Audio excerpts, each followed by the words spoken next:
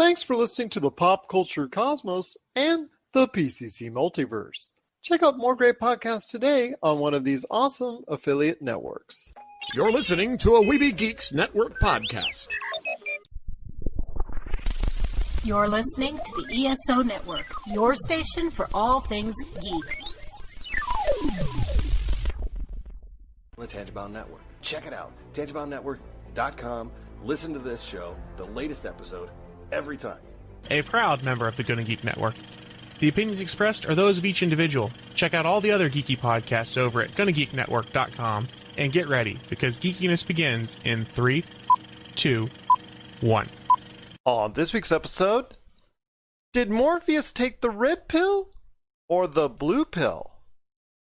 A preview of WWE's SummerSlam, and special effects legend Kevin Pike joins us. All this and more as we reach our next stop, the PCC Multiverse. Don't be alarmed. The quasi-shimmering light before you is a trans-dimensional gateway to other worlds, other voices, other thoughts, and other realities. Up feels like down, and down feels like the number 7 on a Wednesday morning. Don't worry. That quivering, blood-boiling sensation under your eyebrows is all a part of the charm. Welcome to the PCC Multiverse.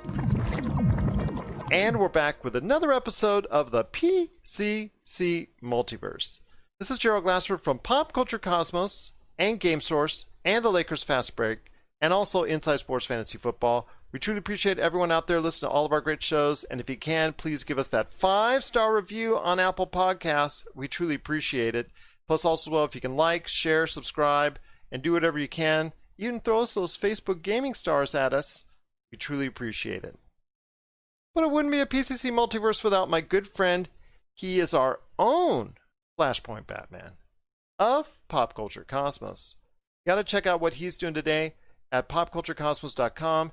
His great podcast that you got to go ahead and also give 5 stars to, the Super BS Gamescast and Topicocalypse. Plus, get his book today, Congratulations You Suck, at Amazon and Barnes & Noble. It is my good friend, the multi-talented Josh Peterson. What's up, man? What is up? So, I don't know if you heard the news. Our friends from Supernatural are, or one of them at least, is going to The Boys. How do you feel about that? I saw that. That was a little tidbit going out earlier this week. He's going to play a original Captain America type character-ish, at least a play off of him. So that's going to be interesting. But that's coming up in season 3. So I'm interested to see what dynamic that he's going to bring. They're going to make mentions of him at certain points of time during season 2, and I believe there's also a statue of him that was shown in one of the trailers already for season 2. So I'm excited for The Boys season 2 coming next month, and then obviously with the entry that you just talked about coming up in season 3.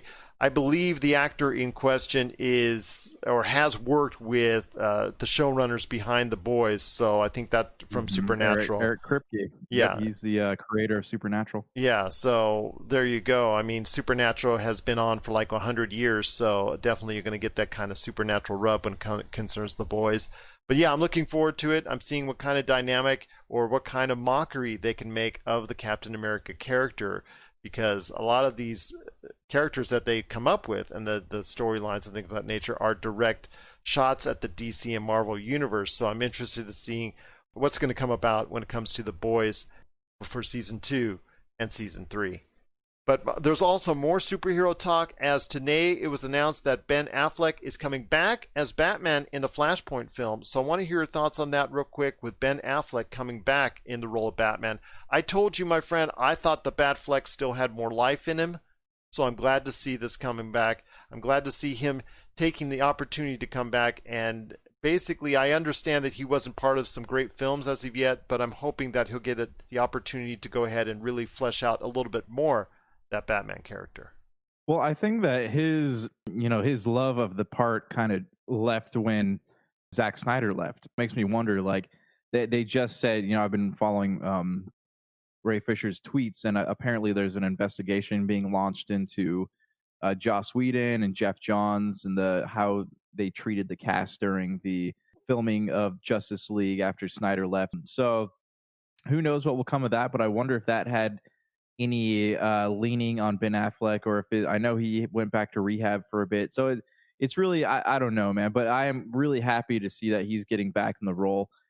I really want to see, I like the dynamic between these characters. I like the dynamic of the Justice League. I like, Ben Affleck's Batman, though I'd rather see Christian Bale. I like Ezra Miller's Flash and Henry Cavill's Superman. I really loved the way they all meshed together, and I'm really excited to see what Snyder does with his Snyder Cut. But more importantly, I want to see more Justice League. I want to see this world expanded upon, because they haven't stopped making films with these characters. So I would love to see them come back together and not just say, oh, it's a different world now, it's a standalone film, stuff like that. Like, yeah, have it be a standalone film, but like continue this world that you've made. It's yeah, you've had a few rough patches, but if Zack Snyder's thing ends up being a hit, it could very well revitalize the DCU. Absolutely. And you and I both are in the same wavelength when it comes to our thought process on this. I would love to see the Justice League overarching storyline be the main, or actually, I don't want to say the main, but be a part of the DCEU once again. All this other side stuff, all these other great stories that they're telling with the Joker and Wonder Woman and the Batman and Flashpoint and all that stuff is great. Shazam, Black Adam, the whole 9 yards. That's great. And we're going to hear more about it on Sunday. And Josh, you and I are going to have wall-to-wall DC Fundome information going nonstop. So everybody's going to get the news items on what happened with DC Fundome on Monday. But I want to tell you this right now. I would love to see a future going forward with a Justice League in it and part of it. And that, I think, is the ultimate goal. As I understand, it's a copy of Marvel. But in essence, DC and Marvel copy each other and have been copying each other for decades. So the ultimate thing is for DC would be a Justice League. Otherwise, really, with all these other stories, they're just other stories, and it's not really going anywhere without an overarching Justice League storyline. Right, and they're in this unique position right now where Marvel has already told their big story, right? They're set at a point where they're starting over pretty much. And DC has the ability to fill that gap. The big cinematic universe climax, they have the chance to do that because it's going to be 2, 3, maybe 4 years before Marvel gets back to the point of Avengers Endgame. So DC really has a golden opportunity here, and I really hope that they cash in on it, because if they play their cards right, I honestly don't think that the ship is fully sunk.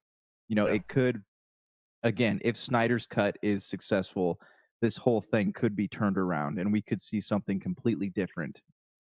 I definitely want to see something different, and that is with the advent of a Justice League complete and full, and hopefully we will see more on Sunday, not only with Wonder Woman, not only with the Flashpoint movie, not only with Black Adam, not only with Shazam, not only with all this other great DC stuff, but Justice League, the Snyder Cut. We're going to see a little bit more from that. We've been seeing teasers, which we're posting on our Pop Culture Cosmos Facebook page, so hopefully you get a chance to check that out. But my friend, I'm really excited for what's coming up in the future if it includes a Justice League. What are your thoughts out there on Justice League? Hopefully being a bigger part once again of the DCEU, and what you're looking forward to with the excitement of DC's Fandom coming up this Sunday, which we're going to have wall-to-wall coverage for you as far as basically a recap of everything going on Monday's show, the Pop Culture Cosmos.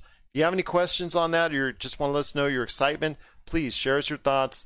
popculturecosmos@yahoo.com, plus also as well Pop Culture Cosmos, Humanity Media, and Game Source on Facebook, Twitter, and Instagram as well. Plus, while it's still live, before it gets banned like the rest of the outlet, TikTok as well. Well, we're going to have a great episode today. We're still going to be talking about Call of Duty Black Ops, which came out as a teaser the other day, so we're going to talk quickly about that. Plus also as well Sam Mitchell. He's going to stop by with a preview of WWE SummerSlam. That's coming up here in a few minutes. At the back end of the show, we're going to have an interview with Kevin Pike, special effects legend, special effects guru. He's been a supervisor, technician. He's been on over, I think, around 173 different credits to his name on IMDb, if you check it out. But some of the most influential pop culture films of all time, including Star Trek II, The Wrath of Khan, The Last Starfighter, Back to the Future, Jurassic Park, and so many others. I'm going to get a chance to sit down with him on the back end of the show, and I'm going to speak to him about some of the projects that he really, really feels about, and then also where the special effects industry is going from here. Plus, also, Josh and I are going to be talking about no Lawrence Fishburne in Matrix 4. What's up with that? We're going to talk about that at the back end of the show. Josh got an arcade one-up, so I'll have him share his thoughts. And I know Josh has got back to school, teaching and all that, but he looks a little tired already. I think he needs a vacation. What about a Blockbuster Air BnB stay for him coming up in the future? We'll talk about that at the back end of the show as well. But first, my friend, it's Call of Duty Black Ops Cold War. Came out with a teaser the other day. I think this is for them. I think it was a great place to go, because we're running out of options in modern or in this last 120 years of warfare settings and things of that nature. We're running out of options. So the Cold War is, I'm not trying to be controversial or anything, but it's a great place to go, the 80s Cold War. And so Call of Duty Black Ops Cold War is, I guess, going to be this year's installment of the Call of Duty series, even though Call of Duty Warzone is out and all that. But the regular Call of Duty game is going to be based off of Black Ops Cold War. I wish they would have taken off the Black Ops part of it, because Call of Duty Cold War would have been, to me, a little bit better sounding. But I want to hear your thoughts on it. I love the trailer. I think it's one of the best that they've ever done at Activision. It really gets me kind of interested in going through a storyline on that. And I think they beat Battlefield to the punch this time around. Yeah, when I heard rumors that it was Call of Duty Cold War, I was just imagining the whole game would be, people in their 20s to 40s sitting behind a computer blaming Russia for things. But I'm really glad that the trailer changed my mind about this. It does look good. I don't know. I haven't been excited about a Call of Duty game since Modern Warfare, way back in the day. So, I mean, this might be something that could possibly bring me back into the series. And from years that I am not a fan of the Call of Duty franchise. So, yeah, this is the one I'm actually considering playing. As am I, my friend, because with us, the most compelling of Call of Duty storylines, like Call of Duty Modern Warfare 2, and then the early installments, were some of the best campaigns that we've gone through in the latter part of the previous decades gone by. And I'm just interested to see if they can recapture that magic, because they went out into space, they went out into the future, they came back into the past, and they're trying to go ahead and reach out and grab an interesting point in time. And this is something, like I said before, really hasn't been done too much in the realm of video games. I think it's almost kind of fresh and a new perspective I'm really intrigued in. And with Battlefield and the EA series Battlefield kind of searching for all these different types of time frames too as well, I really, as I said before, think they beat them to the punch with Call of Duty Black Ops Cold War. I really am liking this idea. But your thoughts on it? I mean, Call of Duty sells regardless. We say that they're trending down or they're trending up, and they're still selling millions. They've got Call of Duty Warzone. My question to you is, with Call of Duty Warzone, I understand you thought that it's still not as popular as it once was when it first came out. I still think it has a nice base. Will Call of Duty Black Ops Cold War be affected by it, because of the fact that they're now splitting even more the Call of Duty brand even further? So will it be a problem with gamers to go ahead and I want to play a $60 game of Call of Duty when I'm already playing a free-to-play game of Call of Duty Warzone? That's a good question. It might, but then again, just because of the branding, there are people who will buy every Call of Duty game out there, and if And here's the kind of the cool thing about it is with Call of Duty, like you can usually the trade-in value is usually pretty high for a couple weeks, right? So you buy Call of Duty, a lot of people can play it or play at their friend's house, and if they don't like it, they can trade it in for something else. So, I think Call of Duty fans are kind of like Madden fans. Like they will buy a new title regardless of whatever circumstances are happening in the market right now. Well, I'll tell you what, my friend, I am looking forward to it, and I know you are as well. Once again, it's Call of Duty Black Ops Cold War. That's coming out, well, I'm assuming late October, early November, like it always does, like clockwork. Death, taxes, and Call of Duty.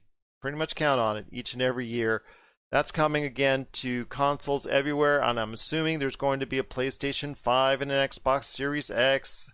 Those different versions will be available as well. Whether or not it's for the price or free upgrade, that's also up for debate. So I'm interested to hear what Activision has to say. I mean, Activision in the past has been kind of greedy, like 2K and EA on some money issues like that. So we'll see what happens with Call of Duty Black Ops Cold War. Take out the Black Ops, please. Just keep it Call of Duty Cold War. That's the way we like it. But again, we're looking forward to it. For us, who have been out of the Call of Duty series for quite some time, this is something that, for once, we might be interested in returning to a Call of Duty once again. What are your thoughts out there on Call of Duty Black Ops Cold War? We want to hear your thoughts. Are you excited to go into the Cold War? Please let us know. popculturecosmos@yahoo.com. Well, coming up next, we've got Sam Mitchell previewing WWE SummerSlam. After the half hour, it's going to be Kevin Pike, special effects legend. He's going to talk to me about all the great things going on in the world of special effects and his great career. And then after that, what's up with no Morpheus in Matrix 4? Josh got an arcade 1-up and Blockbuster Air BnB on the back end of the show. This is the PCC Multiverse. Hey Lakers fans! Looking for the best place to go for up-to-date news, information, original videos, articles, podcasts, opinion pieces, and discussions about the Los Angeles Lakers? Well, look no further than Lakerholics.com. With a legion of followers always there talking about everything Lakers and the NBA, there's no better place to go to share your fandom as the team heads toward another championship run. So stop by and be part of the conversation today at Lakerholics.com. All right, and we're back with the program. It's Gerald Glassford coming right back at you here from the PCC Multiverse. It is that time of the year once again for wrestling fans, coming right around the corner. This Sunday, it is WWE's annual event, one of their big four. It is SummerSlam. A lot of people are looking forward to this. A lot of people have seen what's gone down as far as the angles, the storylines. They're curious to see what's going to happen. And here with me today to talk about and preview WWE SummerSlam this Sunday is a great guest indeed. I want to go ahead and just really give him a warm Pop Culture Cosmos welcome. It is Sam Mitchell. Sam, I just truly appreciate you being part of the program today. Yeah, no problem, man. Not a problem at all. I can't wait to do this. All right, so let's get into it. I also want to let everybody know out there, I'm going to be providing some odds from our good friend Rafael Esparza. He is one of the main guys out here in Vegas. In fact, he's the Las Vegas Informer. You got to see what he's doing today at DocSports.com. Also, as well, his stuff that he's got for BetOnline.ag. So we're going to run it down right now for the odds that he sent me. So I want to hear your thoughts first on the Raw Tag Team Championship between the Street Profits and Andrade and Angel Garza. My thoughts are, first of all, I think they're okay. I think the Street Profits have an excellent theme song and a good character, but we'll see how it goes. Well, we'll see how it goes indeed. I'm leaning towards the Street Profits. Hair versus hair match from WWE SmackDown side. It's Mandy Rose and Sonya Deville.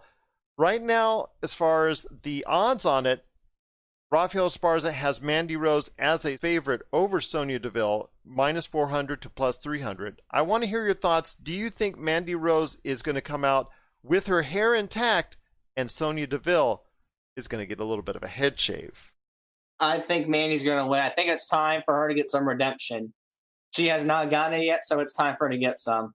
For the WWE United States Championship, it's Apollo Crews who has been having quite a bit of late with all the individuals in and around the entourage of MVP. He takes on the suddenly, I don't want to say reborn again per se, but MVP was an individual who came back to WWE, was only looking to do a couple appearances, and then work mainly backstage as a producer. Then all of a sudden he gets the call to go ahead and come back full-time as a wrestler. So I'm really happy for him. But right now he's getting the call in the United States Championship title match against Apollo Crews. Raphael has him as a slight favorite, Apollo Crews minus 200 to MVP's plus 160. I think it's going to be a little bit more definitive. I still think there's going to be some outside interference, but I think Apollo Crews will come out on top in the U.S. title match.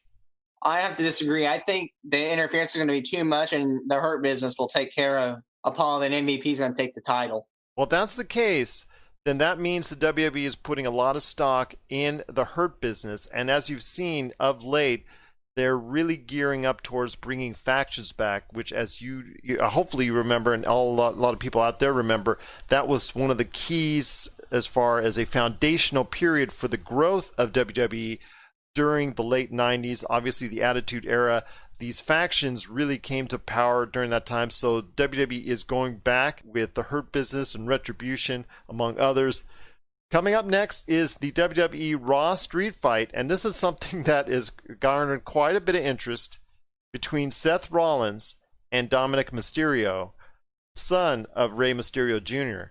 I'm surprised when I see this as far as the odds are concerned, because the fact that it's so close as far as Seth Rollins being such a slight favorite in the street fight.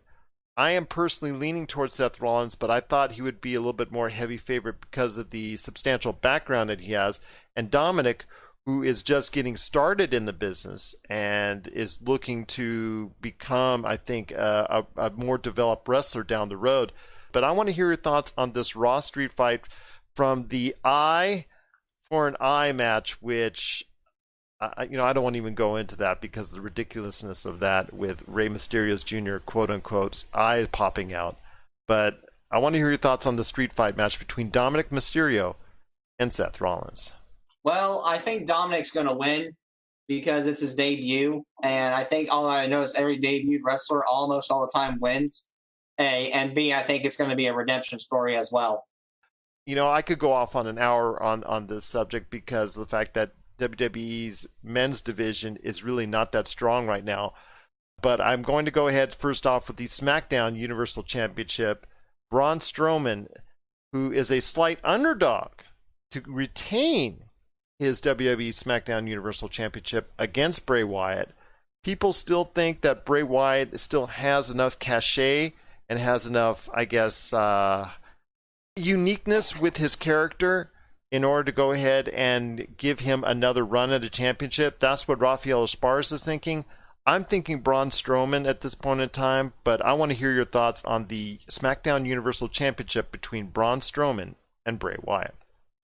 Well, either one could win either way, but do you think it? Well, first of all, I got a question. You watched SmackDown last week, right? Mm-hmm. You think a double turn occurred? A lot of people have said that with Alexa Bliss in the middle of this, and I'm going to say that Alexa Bliss might be involved with this match. Whether or not it's going to cost Braun Strowman the title, or whether it's not it's going to cost Bray Wyatt. I'm not in love with Bray Wyatt's character as much as other people. I think for me, it was nice originally, and it was really good and really original, but then it sort of faded. I think that Bray Wyatt's time as a top contender is almost finished, but if you want to go ahead and give him one last run, this is the time now to do it. But I'm still thinking Braun Strowman. If you don't let him retain the title now and win the match, it shows me that the WWE does not have any faith in his character. That is very true. I have some faith in his character, but I just think Bray's better. It could be a situation where Bray Wyatt once again wins the Universal Championship. The WWE Raw Championship is on the line with Drew McIntyre versus Randy Orton, and Rafael Esparza has Randy Orton as, again, a slight favorite over Drew McIntyre. Drew McIntyre has improved over the years, coming back from the indie scene, to become a big-time player in the WWE. Under different circumstances, without coronavirus in the world and the fact if we still had live audiences, I could get a better read on how his character is performing and connecting with audiences. But declining ratings are telling me that a change is in order. And even though I think Randy Orton sometimes has the charisma of a tree, you know what? He's always a main player since his debut because he has talent, and I will not dissuade his talent at all. He sometimes doesn't get over to a broad base of fans, even when he's been champion, but right now, with his punt of Ric Flair, with his injury... Yeah, exactly. And with his RKOs and his injuries to Shawn Michaels, although I'm sure both are fine at this point in time, don't want to hurt those legends.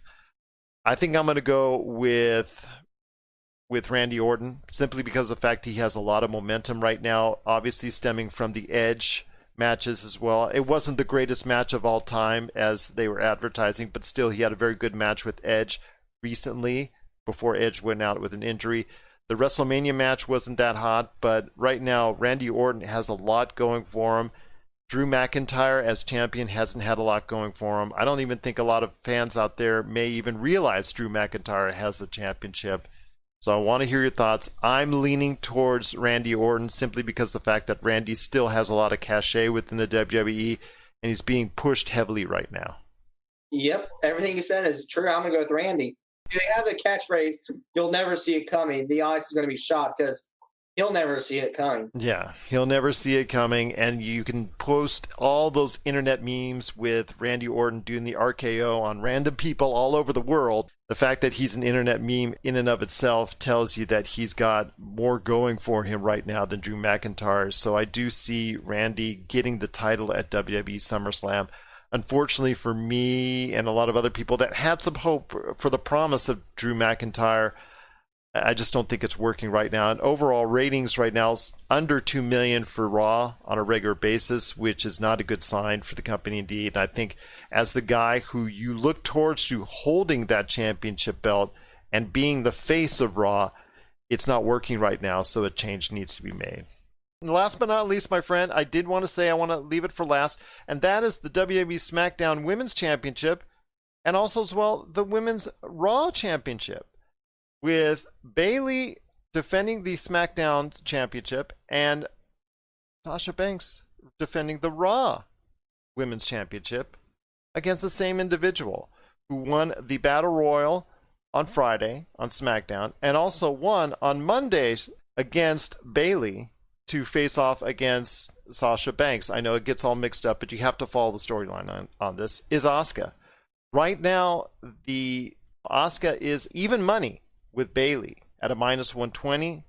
Asuka is a slight favorite with Sasha Banks at a minus 182 plus 140. So I want to hear your thoughts on this. I think Asuka is right now, pound for pound, male or female, best worker on the planet. I'm going to tell you right now. And if you want to continue the storyline where Bayley and Sasha Banks have dissension and they start feuding against each other, which is looking more and more like it, they're doing a slow build on that, and they have a tag team match on next Sunday's pay-per-view ahead where they could possibly lose that title as well. I think you go ahead at this point in time and give Asuka not only one, but 2 world title belts. I'm not saying it's fair. I'm not saying it's right, but she is the best worker right now, in my opinion, in the entire world. And I think if it's given to her, at least for a short period of time, one or both, I think it's really a justification of her talents.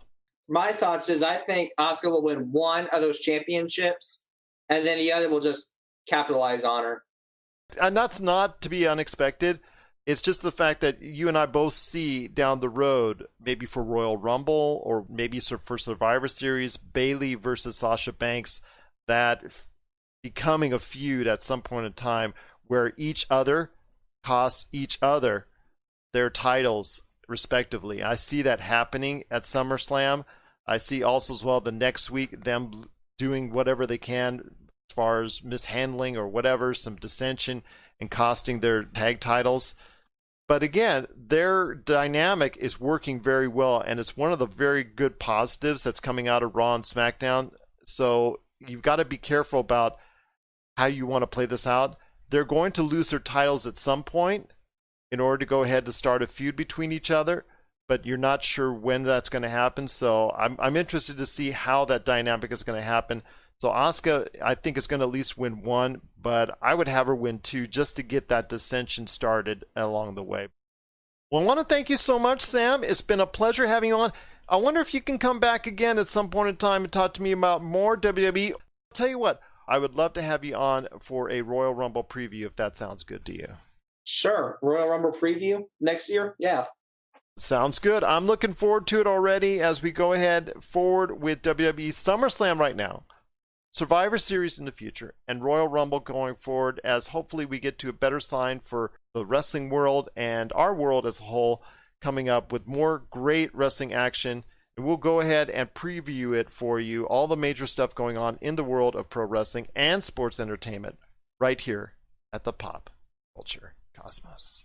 Coming soon, Zero Cool Films presents Action Figure Adventure. Super collector Jay Bartlett hits the road once again in search of action figures' most iconic and noteworthy and rare figures, all in the name of creating the most ultimate action figure auction ever. He fronts the cash, the charity benefits in the end. What will he get, how will he get it, and how well will he do? Find out November 1st, 2020. All right, and we're back with the program once again. It's Gerald Glassford coming right back at you here from the Pop Culture Cosmos. Thank you so much for joining us. Got a special treat for everyone out there. When you watch movies, as we do here at the Pop Culture Cosmos, there's just so many things that we go ahead and appreciate as far as the movies that are out there. And so many of them that have been done over the past 40 plus years have really just been so much part of our pop culture, and a man who's been part of many of these projects. And as you can see here on Facebook Live, on his IMDb page, Back to the Future, Jurassic Park, The Last Starfighter, Jaws, even from the very beginning he was part of, Star Trek II, The Wrath of Khan, so many others. Like I said, over 173 credits IMDb has listed. Been doing so many things out there that's been such a part of our lives, our culture, our history, and so much more. It is my distinct pleasure to have on a great guest today. It is Kevin Pike. And Kevin, I just truly appreciate you being on the show today. And first off, as someone who loves pop culture, I just truly want to thank you for everything that you've contributed to our lives. Thank you very much, Gerald, for having me. I'm happy to be here and treat the fans with some behind-the-scenes knowledge. Everybody's excited about Jaws. I was fortunate to be involved in it when I was 22 years old, and it launched a career that I never expected. And after 45 years, I look back and I see a lot of gems in the crown, and I'm very happy to have been a contributor. I know the fans really like the movies. From a person who has been either part of the special effects team, been a consultant, or on many films, been the special effects supervisor. Your list and career is just truly one of the most outstanding in Hollywood. And as someone who actually worked for a couple different special effects companies way back in the day, Boss Film Studios and Pacific Data Images, as a small, tiny role in there, I saw the effort that went into it. Each and every day, the hours that every single person at these special effects companies that they put in, the work that they do, and the things that they commit to.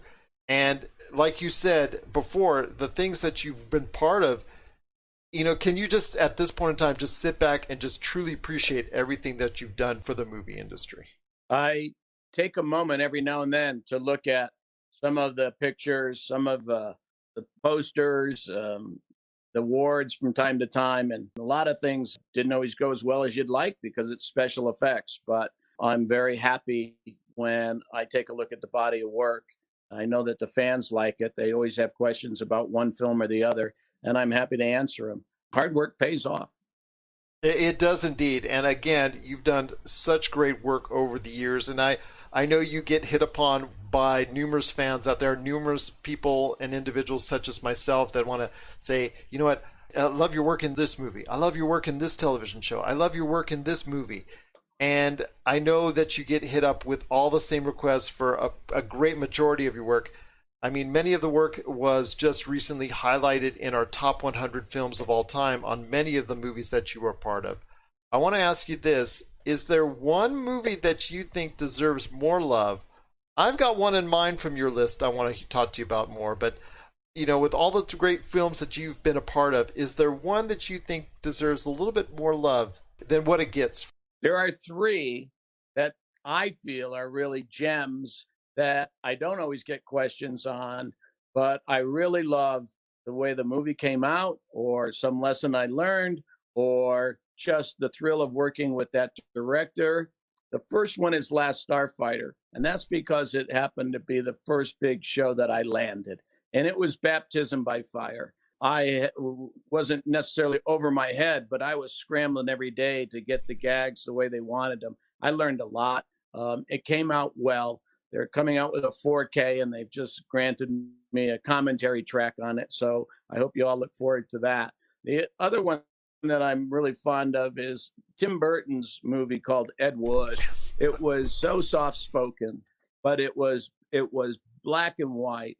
It was a historical biopic with Larry and Scott Alexander writing the story about the best parts of his life. It was a really interesting character. I loved the script. I love trying to achieve everything that Tim wanted. You got to kind of discern what he's going for and where he's looking and guess ahead of him. Johnny was fabulous. It was fun to do the history on the way old pyrotechnics were done when he made his Silly Bee movies. But it's a wonderfully crafted movie. Martin Landau's performance as Bella. I had fun on it. It was always interesting. And I'm very proud the way it came out. I think that Tim did a great job on it, and it tells a wonderful story. The third one that I always enjoy talking about, and I can because I worked on it, is Fight Club and working for David Fincher. What a tough nut to crack. He knows everything about everything, and you better be ready because you're going to hit the ground running with him. I had the pleasure of working with Brad Pitt and Edward Norton. Just wonderful guys.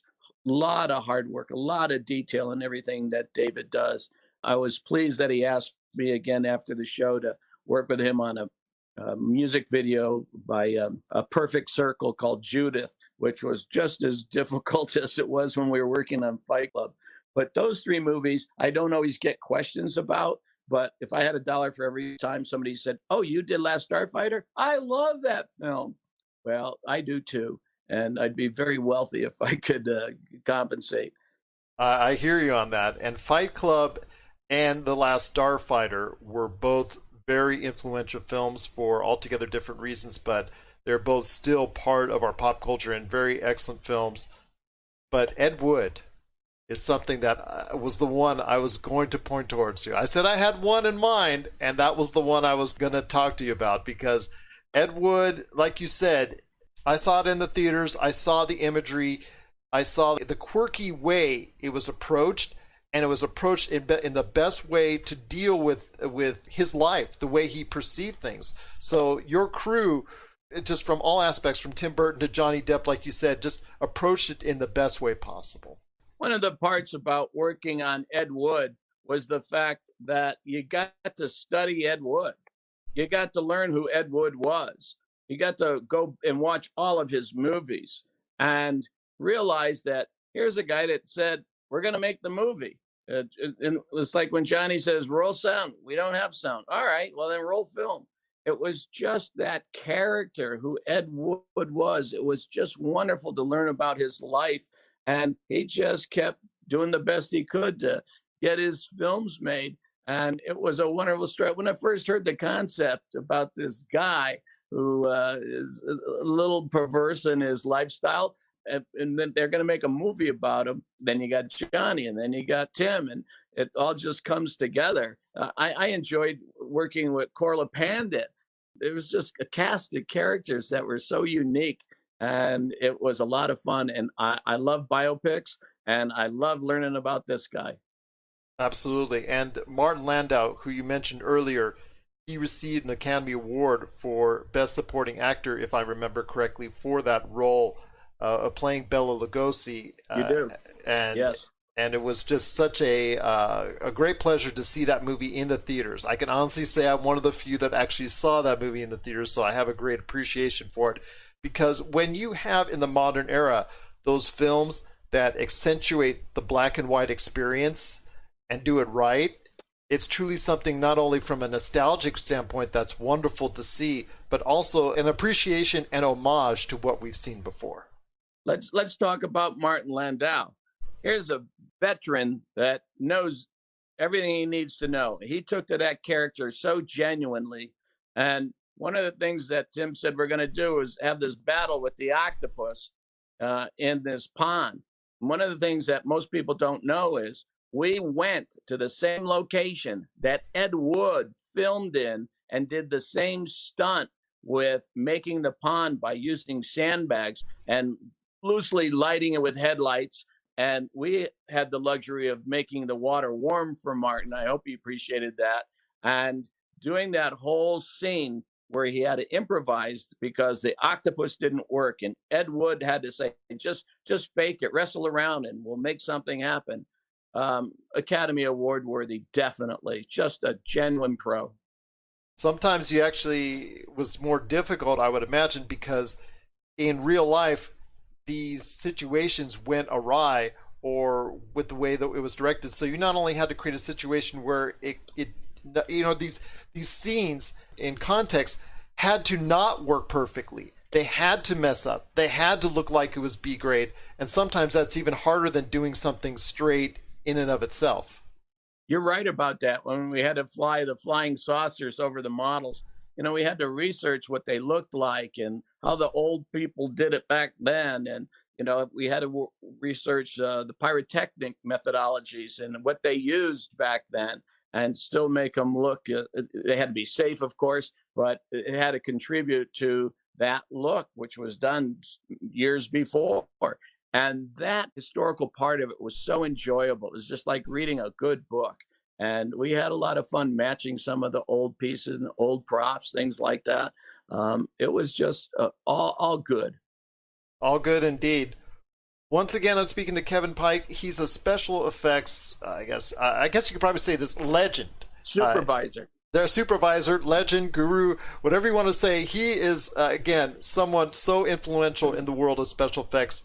And you can check out his entire listing of great films on IMDb today. That's the first thing that stuck to me. For all the films that you've been a part of, the special recognition that you got for Earth 2, where does that stand as far as your accomplishments in your career? When you look back on the shows that I was involved in and how the shows manifested themselves, and I got involved with them, starting right from the early tales on Jaws. I was working on a show with a supervisor named Roy Arbogast, who had a lot to do with my upbringing and training. And they had an earthquake. And he was on the other side of a freeway that had collapsed. And I was on this side. And I was closer to the shooting schedule. And I ended up running the company for him while they rebuilt sets. And I did the location work. And the first AD took a liking to me. And he said, I have some people coming to the set. And I thought maybe you'd like to talk to him about it. And he told me it's a TV show. And then ego being nasty said, TV, I'm not so sure. I'm, doing features kind of thinking. But I sat down with them and they said, we're going to go to great locations that can't be seen by life as far as contrails and telephone poles and way out. And they settled on Santa Fe and they said, we'd like to have you aboard. And we're going to be there for a year. Okay. So we made all the arrangements. I brought my family and my nanny and the cats and everything that we had to do. And I got to work for a year in the town of Santa Fe. And the places that we went for the locations were some of the strangest places in their geography and what their looks were. So it was an unworldly look on it. And 20 episodes in a year. And it was TV. You're prepping a show while you're shooting a show. And you're hanging on to all the insert shots of all the gadgets and the blinking lights and the things that they haven't finished. And that rotation goes all the way through. And then it comes time for holiday break at Christmas time. And they decided they were going to shoot all those little bits and pieces so the editors could cut during the holiday break. It was extremely ambitious, I actually used 167 different workers on some show somewhere in some part in the arc of that series. And when we were done, we were very sad that it did not get picked up. We thought for sure that it would because we had a lot of fan base, and it got nominated for the sound effects, the makeup effects, and the special effects. And I worked in concert with DreamQuest, who was responsible for all the miniatures and a lot of the visual effects pieces. And sure enough, we garnered the award, and I'm very proud to say that I worked on it, and I worked my tail off on it. And every now and then you get some gold. There you go. There you go. And it's well deserved indeed. And of course, obviously, with the fine things that you've done over your career, you've seen so much in the special effects industry. And like I said, I had a very small part way back in the 90s working on a few films during that period of time. So I can understand just a smidgen of what it was just like for you on a regular basis to work on so many great projects. But before we head on out, I wanted to ask you this. Your thoughts on where the industry is going forward. I mean, you see right now all the major AAA big budget fiascos that are out there, plus also the smaller independent films that can also incorporate a lot of modern technology too. But some of the projects that are out there, like for instance The Mandalorian, which still uses a lot of practical effects, which traces back so many years to Star Wars and even before that. So I want to hear your thoughts on where you think the industry is going forward. I've been fortunate to start back when our mechanical effects was focused on the elements. Wind, rain, fire, snow, sleet, pretty much what effects men had to do. We had the other fellas in the prop shop that made custom props that just couldn't be rented or bought. And you learned all of that with your hands. And they had optical effects. They married shots on an optical printer, pulling mats and combining things they photographed that they had to insert, flying saucers, whatever. They had rear screen projection. They had blue screen. And I worked with a lot of wonderful, talented special visual effects artists at the time. Universal had Al Whitlock, and he was a joy to work with when you had to perform something in front of a blue screen. And that all grew up, and they started doing video effects and combining them, and it ended up being the CGI world that it was. And when that took off, it kind of overloaded itself. It thought it could do everything. And so everything was tried. Oh, we don't have to do that. We can just do it this way. We can do it with a visual effect. And then they realized that that look wasn't always so comfortable with everybody. And they started making a marriage of our work, and it got popular again. And we ended up doing bigger effects work than ever before. He's very popular about combining both sides on all that he does. He's fun with all the car crashes and all the full-size pieces. And I think that's the marriage that it has to take. Where it's going, it's anybody's guess. Right now we're getting hit with some trouble called the virus, and everything is not moving forward. I hope it ends soon. I hope everybody gets to go back to work and do what they love. And I'm not sure what the future is going to bring. I had the pleasure of being on the Academy Committee for the visual effects to help corral what films should be up for consideration, and got to look at tons of information and tons of history and tons of behind the scenes stuff at our bake-offs with all the informations in the pamphlets. It's just a wonderful contribution to film, and where it's going to go, it's anybody's guess. You never know what the new technology is when it comes along. Let me ask you this real quick. Do you think, when you talk about award season time and all that, do you think that the Academy's normal approach that it has to appear in theaters in Los Angeles and New York by Christmas, do you think for this 1 year, due to obviously the events of the coronavirus, that they should waive that and include a lot of projects that are on streaming networks and that were based for streaming networks per se? What they've done, if I understand my emails, is that they've passed new ruling stating that if something could be streamed in a legit fashion, feature length, everything except for the medium, because the theaters are closed, then it would be accepted. And they're also listing those screeners on their website. So as soon as it qualifies for its ruling, then you can go ahead and watch them, as opposed to waiting for DVDs to be delivered by UPS and FedEx later in the year. And as a matter of fact, I've already started getting DVDs sent that I can watch the shows now. You have to make these modifications. If you can't go to the theater, and the rule is you have to see it in a theater, then you're going to have to change something, or you're going to skip a year. It's like sports. What are you going to do? You have to make some changes somehow, and hopefully that the people will take advantage of the system and tune into it too. I know people just were so purist, they won't go to a film unless they can see it in a theater. Despite the texting of the teens and things like that, the audience reaction is something that they live for when they're watching it, and the value of the input through a big screen. That's awesome to hear. But before we head on out, you've just been so gracious with your time, and I don't want to keep you too much longer, but I want to know, is there anything you want to go ahead and promote before we head on out, or tell the fans out there at large? I'm happy to hear from the fans. If they just grab onto my email address, they have questions, or if they're looking for some autographed pictures with the DeLorean time machine, for instance, that seems pretty popular, I'm happy to do it. I work as a writer's consultant now, and if you've got a script you don't know how to finish, by all means, tag me, and we'll see if we can work out something. Well, that's awesome to hear indeed. Once again, I'm speaking to Kevin Pike. He is, again, just one of the greatest individuals to ever be a part of the special effects industry. So many different projects. You can check out all of his entire work right there at IMDb, his awards that he's won, the movies that he's been part of, and television shows over the course of the years. Kevin, I just truly appreciate you taking the time to speak with me today. And from all of us who have enjoyed your work over the many years, I cannot thank you enough for providing us so many great memories in the world of pop culture. Well, Gerald, I want to thank you very much for having me. It's always fun to know that a movie you did 45 years ago still holds up and everybody wants to see it again. I'm glad I offered something for enjoyment, and the perpetuity of film helps people like it again year after year.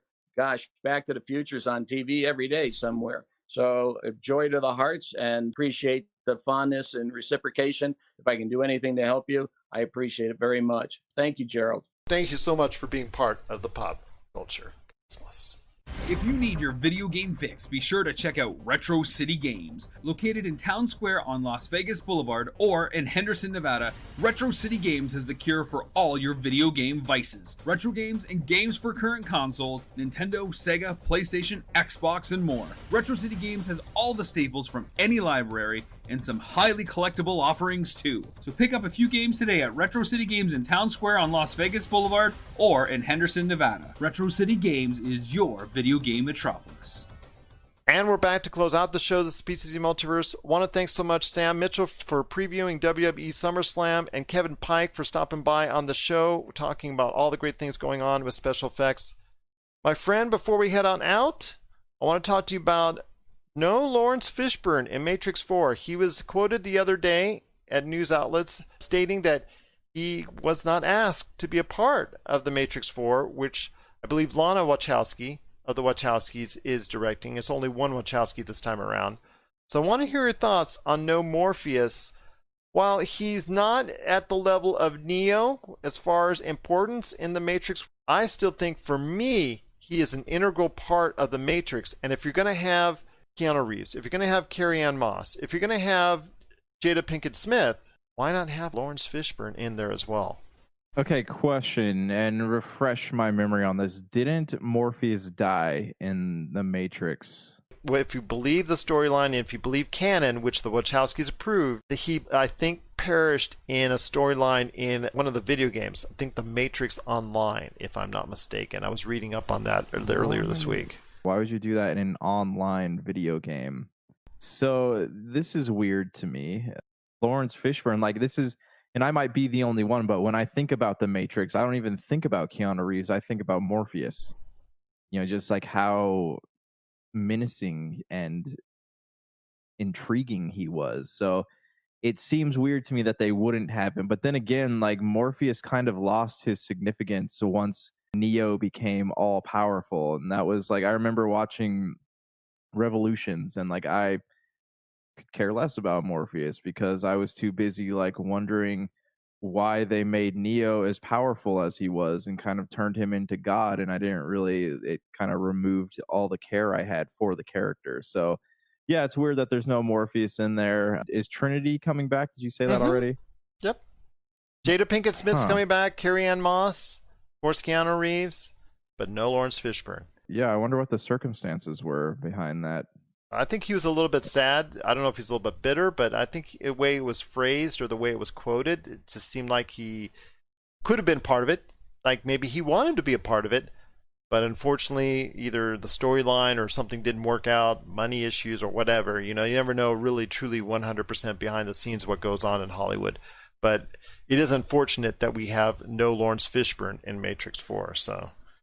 Well, at least we got our Keanu Reeves Fishburne reunion in John Wick, though, right? So that counts for something, I think. That it does, my friend. That it does. What are your thoughts out there on Lawrence Fishburne not reprising the role of Morpheus in Matrix 4? We want to hear your thoughts. popculturecosmos@yahoo.com. Well, Josh, you are now officially part of the, I guess, collective. The Arcade 1-Up Collective, with your recent purchase of an Arcade 1-Up, your thoughts behind it, your initial impressions of it. Oh, I don't know. I haven't. All I know is what's at Walmart, and it was like the Pac-Man one that I got that also has Galaga. Well, you see the one I have with Final Fight right there, so that's the one I have right now. Yeah, do they still have those? Like, because that's supposed to have ghosts and goblins on it, right? Mm-hmm. As I see, yep, that's right. So I would like to, I mean, I don't know if I'm going to invest in another Arcade 1-Up, but like I like the idea of having ghosts and goblins on an arcade. If you're able to find it, it's most likely going to be discounted, but I'm not sure. The availability on that, since it's a Series 2, if I'm not mistaken, is kind of hard to come by. Okay. Yeah, so my initial thoughts on it are, I mean, it's cool. It's from what I've read about it, the Galaga game is based on a PlayStation 3, Xbox 360 port of the game. In the arcade, there's not really a lot of delay when you're pressing the button, but in this, there is a lot of delay. It fires 2 shots at a time, and then you have to you can keep pressing it, but it takes a good 3 to 4 seconds to fire another round. So, I've never experienced that in the arcade before, but, it might just be because it's a console port. But I don't understand why they wouldn't just give you the original arcade masterpiece on there instead of doing something that really isn't that great quality. Your Galaga experience overall, does it bring back enough memories for you? Yeah, it's fun. I mean, I'm enjoying it. It's a little more difficult to play than, if I went to like a pizza place and played Galaga. That's my only complaint about it. So I'm looking forward to seeing what I can do with Arcade 1-Up or what Arcade 1-Up has to offer in the future, as both of us now are part of the Arcade 1-Up family. So we're looking forward to more great things from Arcade 1-Up going forward. Monday, Josh and I will have wall-to-wall coverage on our show, The Pop Culture Cosmos, of what went on with DC's Fandom.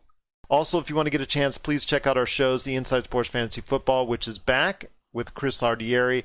The many episodes of the Lakers Fast Break, because we're doing shows each and every day on the NBA playoffs, so stay tuned to that. Rafael Barlow, myself, Laker Tom, we're doing a lot of things on there, and Lakerholics.com. Our good friends at First Entertainment Credit Union with the brand new Lakers debit card. Thank you so much for sharing the news on the debut of that debit card this week. So give them some love at firstent.org/Lakers. But before we head on out, my friend, one last thing. You look a little tired already after a week of school. I think you need a vacation. I always want a vacation. Everybody knows this. Okay, well, since you do, a great place to try, especially for you with a Blockbuster, I don't want to say fanaticism, but you are a Blockbuster fan. There's no better place to go than Blockbuster, because they now have set up an Airbnb at the last Blockbuster on Earth. So I want to hear your thoughts on that, my friend. Would you go ahead and spend some time at a Blockbuster Airbnb? So that depends. I'm thinking about what this looks like, and are there movies inside of this? I would assume as such, yes. I believe there is a TV set up with old VCRs and VHS tapes playing, but then you can also, I'm sure, ask for DVDs as well. Okay, so that checks off the list. Is there snacks, like when you waited in line at Blockbuster, you grab snacks and candy? Does that exist here? Must be kidding me. I'm assuming in the price that either going to have easy access or it comes with a deal. Okay, is there a hot tub is my next question. I don't think that's the case because it's inside the store. That's a deal breaker. I'm just kidding. But yeah, I would totally stay there. There you go. That's what I thought. Would you stay there?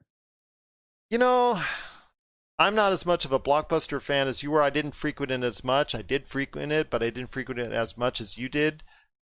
But you know what? As far as for nostalgia and to think like I'm going to be like Captain Marvel and crash through the roof late at night at a Blockbuster, you never know.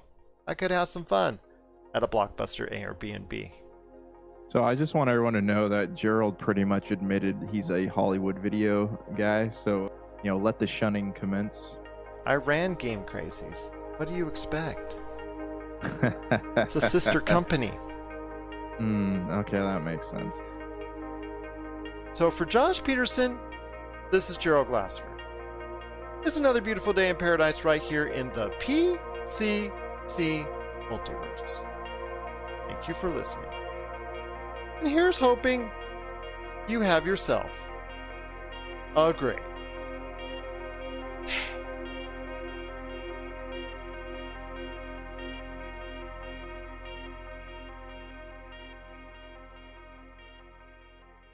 I'm Drew Leiter. And I'm Cletus Jacobs. And we're here on the station surviving the coronavirus.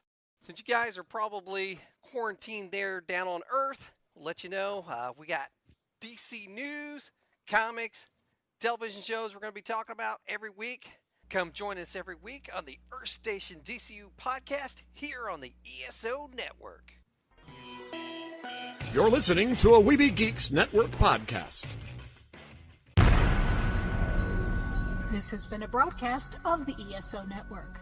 Be part of the crew and help support our shows by donating to our ESO Patreon or by shopping through Amazon.com or the TeePublic store, which can all be found at www.esonetwork.com. The ESO Network, your station for all things geek. Tangent Bound Network. Let your voice be heard. TangentBoundNetwork.com. Thanks so much for downloading the Pop Culture Cosmos, and stay tuned as more great podcasts are on the way. Thanks again for listening to us here at the Pop Culture Cosmos.